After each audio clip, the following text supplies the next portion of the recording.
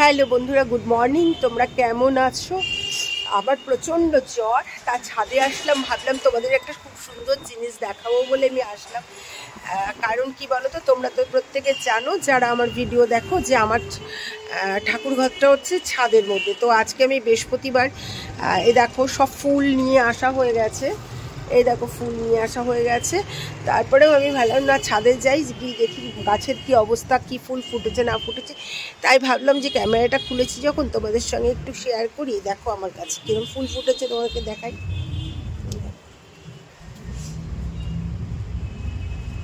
দেখেছো তো, প্রত্যেকটা ডালে ফুল ফুটেছে। আর এই দেখো, এগুলো হচ্ছে টগর। হ্যাঁ, তোমাদেরকে দেখাই। আর এই দেখো আমার লেবু গাছে পুরো গন্ধ লেবুর সব চলে এসছে। আর তোমাদেরকে আগের দিন আমি দেখিয়েছিলাম লেবু, এই যে প্রত্যেকটা ডালে ডালে লেবু হয়ে গেছে, গন্ধ লেবু এসে গেছে। তোমরা কি দেখতে পাচ্ছ? এই দেখো গন্ধ লেবু, ঠিক আছে। আমার গলাটা একটু আস্তে শোনাবে, কারণ কি বলো তো, আমার খুব জ্বর। এই দেখো, ঠিক আছে তো। তাই মনে হলো যে তোমাদের সঙ্গে একটুখানি ভিডিওটা শেয়ার করি, আমারও ভালো লাগবে। আর ভিডিও তো দেওয়াই হয় না, তো এডিট করারও সময় থাকছে না কোনো কিছু করার জন্য। ফুল দেখো, কারণ শরীরটা ভীষণ খারাপ, প্রত্যেকটা ডালে ডালে। আর এই দেখো, এটা একটা, এই দেখো সাদা জবা, সাদা না পিঙ্ক কালার জবাটা, সাদা বলাটা ভুল। আর বলো, তোমরা ভিডিওগুলো দেখছো না? আমি খুব বেড়াতে গেছিলাম, সুন্দর সুন্দর ভিডিও তোমাদের সামনে দিয়েছি, কিন্তু সেরকমভাবে কেউ ভিডিও দেখছো না বলে আমারও ভিডিও করতে মন লাগছে না, ভালো লাগছে না। আর তোমরা ভিডিওগুলো দেখো, আর আমার ভিডিওগুলো তোমার কেমন লাগছে সেটাও জানাও। আর দেখো, আমার বাড়িটা একদম রাস্তার পাশে। তোমাদেরকে একটা জিনিস দেখাই, কোনোদিনই আমি এইভাবে দেখাই না। এই দেখো, তোমরা হয়তো অনেক গাড়ির আওয়াজ পাও, সব কিছু আওয়াজ পাও। দেখো একদম প্রচুর গাড়ি ঘোড়া সব যাচ্ছে। সকাল সকাল কি ব্যাপার হলো জানি না, আমাদের এখানে রাস্তার যে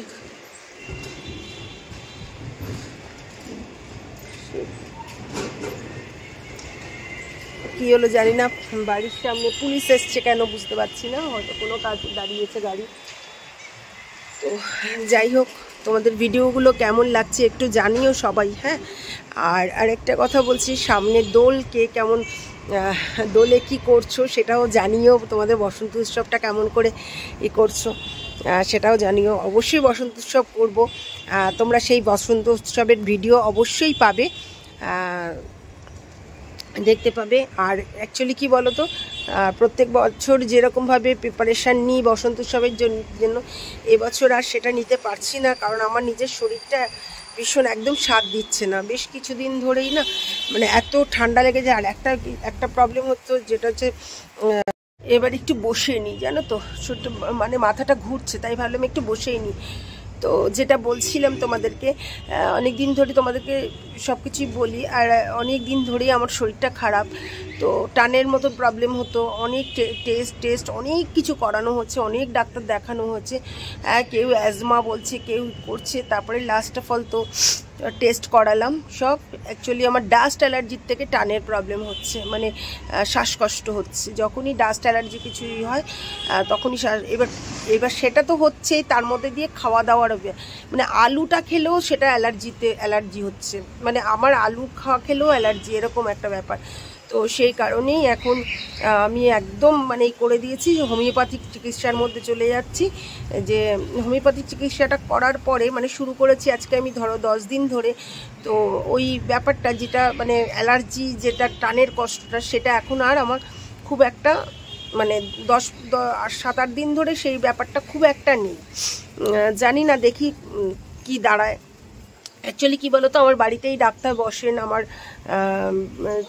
চেম্বার রয়েছে হোমিওপ্যাথিক। তা আমি ভাবলাম যে একবার, আমরা ঘুরতে গেছিলাম যখন, তখন আমার সব বন্ধুরা বললো কি যে তুই একবার হোমিওপ্যাথিক চিকিৎসাটা কর, আশা করছি মনে হয় ভালো হবে।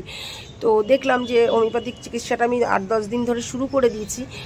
তো সেখান থেকে কিছুটা মনে হচ্ছে রিলিফ পাচ্ছি, মানে কিছুটা ভালো লাগছে এখন শরীরটা। তো সেই কারণেই তো ভাবলাম যে বন্ধু তোমাদের সঙ্গে একটু শেয়ার করি শরীরটা না, যাই হোক, আমি ছোট্টই একটা ভিডিও করলাম তোমাদের।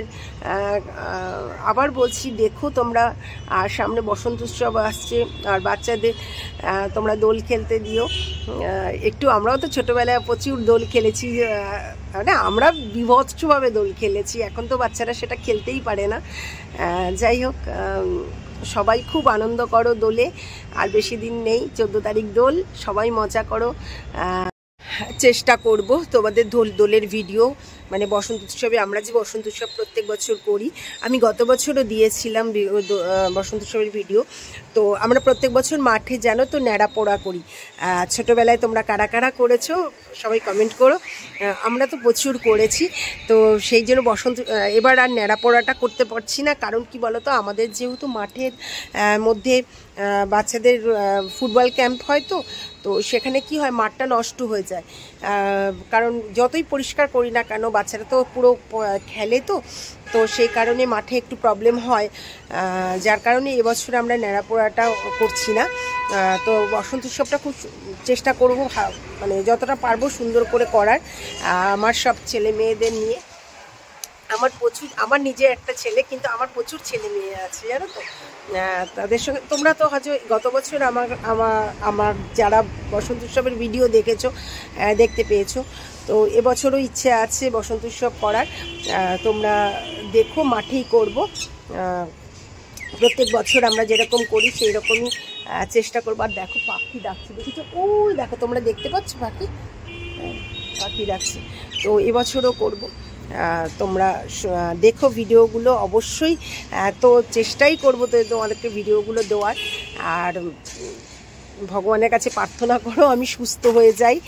আর যেটা বলছিলাম সেটা হচ্ছে যে তোমরা একটু দেখো, একটু বেশি বেশি করে ভিডিও দেখো। হ্যাঁ, প্রত্যেক দিন আমি ভিডিও তো দিই না, আমি হয়তো সপ্তাহে 2 দিন কি 3 দিন ভিডিও দিই। আর তাও এখন সেইভাবে দেওয়া হচ্ছে না। ঘুরতে গেছিলাম যখন, বেশ পরপর ভিডিও দিচ্ছিলাম। তো এমনিও শরীরটা সাথ দিচ্ছে না বলে আরও ভিডিও করার এনার্জিটাও কমে যাচ্ছে। আর দ্বিতীয় কথা, তোমরাও যদি একটা কথাই বলছি, তোমরা সেভাবে দেখছো না বলে আমি ভিডিও আর করতে পারছি না। তো তোমাদের এদেরকেও দেখিয়েছি যে দেখো আমার পাশে মাঠ, এদিকে রাস্তা, মানে চারিদিকে।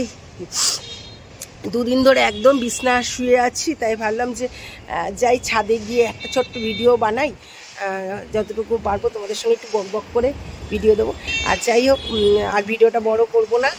তোমাদের সঙ্গে আজকে একটা সুন্দর জিনিস শেয়ার করব, সেটা হচ্ছে তোমরা টমেটোর চাটনি তো খেয়েছোই, আর টমেটো পোড়া চাটনি কজন খেয়েছো জানিও। হ্যাঁ, তো টমেটো পোড়া চাটনি, কারণ কি বলতো, সর্দিতে এমন অবস্থা হয়েছে না, মানে কোনো কিছু মুখে ভালো লাগছে না, তাই ভাবলাম যে আজকে টমেটো পোড়া চাটনিটা করব, তো বন্ধুদের সঙ্গে একটু শেয়ার করব। তো চলো, আমি টমেটো পোড়া চাটনিটা বানাচ্ছি তোমাদেরকে, তোমরা প্রত্যেকে বলো কেমন হয়েছে। তোমরাও বাড়িতে বানিয়ে এটা খেতে পারো। কারণ কি বলো তো, সর্দি কাশি হলে না, মানে মুখে তো কিছুই ভালো লাগে না, তখন ওইটা খুব ভালো লাগবে। চলো এটা বানাবো। আসছে না জ্বর, তো ভাবলাম যে এটা গত বছরও বানিয়ে খেয়েছিলাম, তো এবছরও টমেটো তো শেষই হয়ে যাচ্ছে, আর খাওয়াও হয়নি। আর সত্যি কথা বলতে মুখে একটু মানে কোনো কিছু খেতে ভালো লাগছে না এই জ্বরের জন্যে, তো ভাবলাম যিনি এইটা বানাই।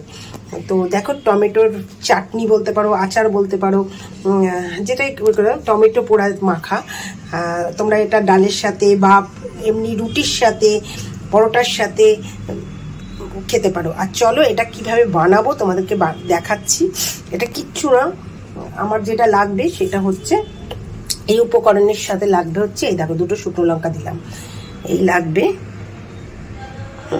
চলো এটা বানাই, তারপরে তোমাদেরকে দেখাচ্ছি কিভাবে আমি এটা বানাই। চলো, বানানোর জন্য আমার 2টো জিনিস, গলাটা বুঝতে পারছো তো কি অবস্থা দরকার। একটা হচ্ছে যে কড়াই, আর একটা হচ্ছে যে ফ্রাই প্যানটা আমি বসিয়ে দিয়েছি। এইবার যেটা করতে হবে সেটা হচ্ছে ফ্রাই প্যানের মধ্যে টমেটোগুলো সব পুড়িয়ে নিতে হবে। চলো, এই যে দেখো টমেটোগুলো আমি দিয়ে দিয়েছি, এগুলো উল্টো পাল্টা করে দেবো, পুড়ে যাবে, বেশ পোড়া হবে, পোড়া হলেই তখন নরম হয়ে যাবে। তারপরে চলো, এই কড়াইটা দিয়েছি, কড়াইটা গরম হলেই তারপরে তোমাদেরকে দেখাচ্ছি। পুরো ব্যাপারটা দেখো, পোড়া হয়েছে তো, ফ্রাই প্যানের মধ্যে পোড়া হয়ে গেছে। এবার আমার কড়াইটা গরম হয়ে গেছে, এবার আমি একটু দিয়ে দেবো তেল, ব্যাস সামান্য তেল দিয়ে দেবো। তেলটা গরম হয়ে গেলে তাহলে আমাকে কি করতে হবে, তোমাদেরকে যে দুটো লঙ্কা দেখিয়েছিলাম এই দুটো শুকনো লঙ্কা আমাকে ভেজে তুলে নিতে হবে। ঠিক আছে, এই শুকনো লঙ্কাটা খুব করে ভেজে তুলে নিতে হবে। চলো দেখো শুকনো লঙ্কা দুটো ভাজা হয়ে গেছে, আমি তুলে নিই তারপর তোমাদেরকে দেখাচ্ছি। চলো এর মধ্যে কি দিতে হবে, আমাকে দিতে হবে হচ্ছে রসুন কুচিয়ে রেখেছি,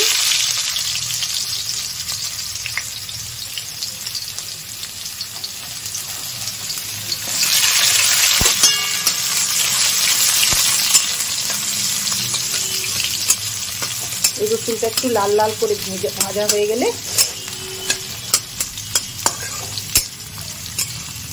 তারপরে আমি দেবো হচ্ছে এর মধ্যে হচ্ছে পেঁয়াজ।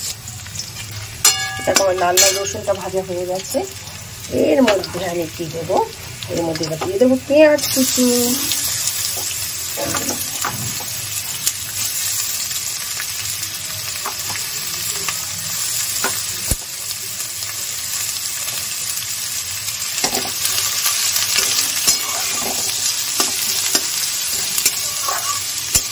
পেঁয়াজটা ভেজে নিই, তারপরে আসছি তোমাদেরকে কি করে জিনিসটা তৈরি করবো।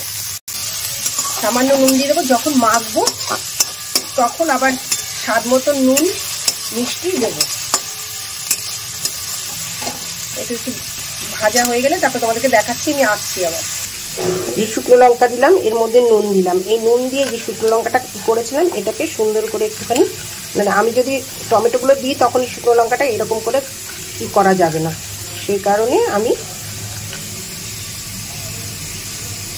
দেখেছি। দেখো শুকনো লঙ্কাটা তুলে গেছে, এইবার আমি পুরো পেঁয়াজ কুচো টমেটো কুচোগুলো দিয়ে মাখবো। ঠিক আছে, মাখার পরে কি দাঁড়ায় তোমাদেরকে দেখাচ্ছি। পেঁয়াজটা লাল লাল করে ভাজা হয়ে গেছে, চলে লাল লাল পেঁয়াজটা এবার তুলে ফেলবো, তারপরে দেখাচ্ছি তোমাদের পুরো লুকটা কি আসলো। দেখো এই যে তোমরা এটা প্রত্যেকে রুচি না থাকলে, খাবারের না থাকলে তোমরা এই জিনিসটা বানিয়ে খেতে পারো, খুব ভালো লাগবে। আর রুটি বা পরোটা বা ডালের সাথে বা এমনি তোমরা যে কোনো মুহূর্তে খেতে ভালো লাগবে, খেয়ে দেখবে একবার। ঠিক আছে, তো আমার পুরো ব্যাপারটা ছিল এটা, এবার ভিডিওটা শেষ করলাম, তোমরা ভালো থেকো।